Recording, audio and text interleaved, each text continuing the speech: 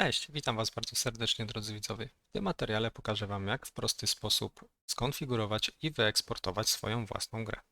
Po pierwsze, klikamy tutaj ustawienia, projekt settings. W zależności od tego, na jaką platformę chcemy wyeksportować, dajmy przykład Windows, ustawiamy sobie tutaj Shader Maps, DirectX wsparcie. Tutaj na przykład Game Icon. Jeżeli chodzi o Game Icon, musimy pamiętać, że musi to być odpowiedni format ICO oraz odpowiednia rozdzielczość. Tutaj mamy gotowe. Jeżeli mamy gotowe, wracamy sobie tutaj. Od czego możemy zacząć? Tutaj mamy Supported Platforms. Możemy sobie zaznaczyć wszystkie, możemy odznaczyć. To nie wpływa nic za bardzo na tworzenie naszej gry.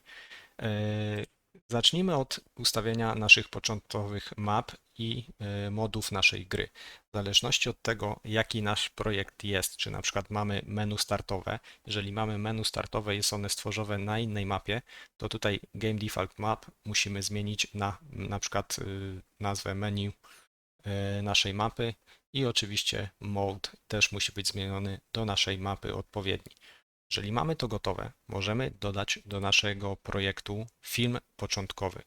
Możemy sobie go dodać tutaj, rozwijamy, dodajemy i tu na przykład ja sobie dodam kartę wprowadzającą, dajemy copy, on nam się tutaj skopiuje, stworzy nam się folder movies, jego tutaj nie widać, ale on jest w plikach gry, on jest tam widoczny i tutaj zaznaczamy, że musimy poczekać, aż film się skończy, zanim gra się rozpocznie. Ewentualnie możemy dodać możliwość pominięcia tego filmu.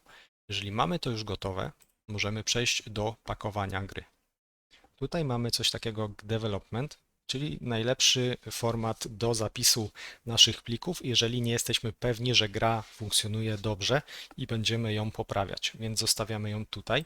Jeżeli mamy pewność, że gra już jest gotowa do wydania, dajemy shipping. Zostawiamy development. Tutaj mamy coś takiego jak full rebuild. Jeżeli to zaznaczymy, to gra za każdym razem przy eksportowaniu do tego samego folderu będzie się podmieniać w całości. Jeżeli zostawimy puste, to będzie podmieniać tylko zamienione pliki. OK, jeżeli mamy to już gotowe, możemy sobie przejść do eksportowania. Klikamy Platform, dajemy Windows, zaznaczamy Development i jeszcze raz Package Project, wyznaczamy sobie na przykład folder i zaczynamy się eksport. Możemy sobie odpalić log i po prostu czekamy. Im mniej kontentu nasza gra zawiera, tym powinno być szybciej. Im więcej, wiadomo, adekwatnie powinno być dłużej. Tak więc czekamy. I moi drodzy, poszło nawet dość szybko, 34 sekundy, więc zobaczmy naszą grę. Ona się tu pojawi. Mamy Windows. Oczywiście to i to możemy zmienić. Jeżeli teraz nie mamy pomysłu na nazwę naszej gry, a później on się pojawi, dajemy sobie Unreal Projects. To jest mój tutorialowy projekt. Wchodzimy tu i ten plik zmieniamy. Jeżeli tu zmienimy nazwę, to później przy eksportowaniu ten plik się zamienią. OK, moi drodzy, odpalamy naszą grę. Przetestujmy. Film jest, działa, wszystko jest OK. Możemy sobie sterować. Oczywiście podstawowe rzeczy, nic poza tym, bo żadnych funkcji nie dodaliśmy, więc nawet nie mogę escape, żadnego menu, niczego, bo nie mam.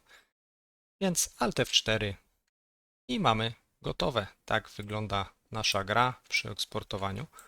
Teraz Wam pokażę, czego przede wszystkim nie robić.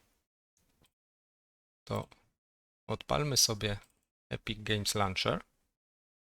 Wejdźmy w bibliotekę i dodajmy parę rzeczy, gotowych asetów do mojego projektu. Niech to będzie, powiedzmy, kilka tych. Dodajmy nawet coś grubszego, 5 giga. Nie powinno zająć długo, bo to ja mam już to pobrane, jest tylko w bibliotece zapisane, więc powinno za chwilę się dodać. Więc import. Więc troszkę nam tutaj się zaimportuje. Zaraz zobaczymy, co nam się tu pojawia. O, widzicie, już coś tu się nam pojawiło. Teraz już Wam pokażę, o co chodzi. To wywalimy, to wywalimy, też wywalimy. Tak. Wam pokażę, o co z tym wszystkim chodzi. Czego nie robić. Mamy pusty blankiet tylko po to, żeby po nim chodzić. Nic więcej. A zobaczcie, ile gra będzie ważyć po dodaniu. Mamy 6,5 giga, a wcześniej ważyło 2 GB. Dlatego pamiętajcie o tym, że wszystko, co jest tutaj, jest dodawane do gry, pomimo że nie ma tego tutaj. Więc wszystkie rzeczy, które dodajecie, najlepiej stwórzcie sobie jakieś podfoldery typu static mesh, blueprint, audio, material, inne takie rzeczy.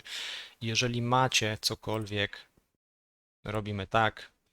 Jeżeli jest wszystko ok, to najlepiej skopiować sobie to albo przenieść taki static mesh do tego folderu. Najlepiej po prostu przenieść, wtedy ścieżka stąd zapisze się od razu i otwieramy sobie materiał i ten materiał też przenosimy do tego folderu naszego, który stworzyliśmy. Wszystko inne, co jest nam niepotrzebne, wyrzucamy z gry, bo inaczej gra będzie ważyć, tak jak w moim przypadku, ponad 100 GB, a po czyszczeniu, tydzień czyściłem ze wszystkich błędów, bo nie chciała się wyeksportować, zajmowała około 10 GB. Ja trzymałem około 90 GB syfu, totalnego syfu, którego nie używałem.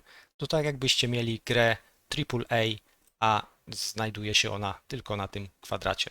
Także zwróćcie na to uwagę, wyrzucajcie wszystkie niepotrzebne rzeczy, których nie korzystacie na bieżąco. Możecie też sobie nie eksportować gry, możecie robić też coś takiego, jak dajemy Windows i dajecie cook content, to będzie po prostu sprawdzanie waszej gry pod kątem wszystkich błędów, innych rzeczy, czy ona poprawnie się zaciągnie, a to wszystko będzie się tworzyć tutaj. Saved i cooked. Tutaj możecie sobie potem ten folder czyścić, możecie go usuwać dowolnie i wtedy on nie wpływa na grę. To jest po prostu tak jakby sprawdzenie, testowanie naszej gry przed bezpośrednim wyeksportowaniem jej już tutaj właśnie na nasz komputer. Ok, moi drodzy, mam nadzieję, że ten materiał Wam pomoże i trzymajcie się. Do następnego. Hejka, cześć.